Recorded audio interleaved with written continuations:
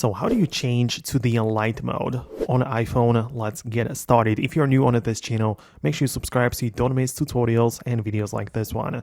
Okay, so if your phone is in the dark mode, you can go to the control center, locate the brightness slider and hold down on it for more buttons to appear. And below on the left, we have the dark mode button. So you can tap on it and it will make the iPhone go from the black background to the white one, right? And also the other way around if you click it again. But the point is that it also might be scheduled and perhaps later on during the day, it might switch it back, right? So to manage it specifically in terms of like the scheduling and these options, go to the main settings of the iPhone instead and locate the display and brightness.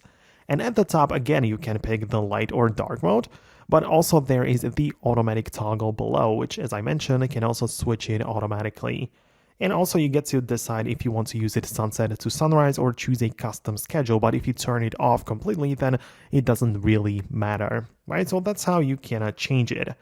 Another thing which might be going on is not really the dark mode, but part of the accessibility settings and the display and brightness. We have like the color filters and like inverting options, because you can see we have the smart invert or the classic invert, right? And those kind of behave like the dark mode, even though it's a bit of a different thing.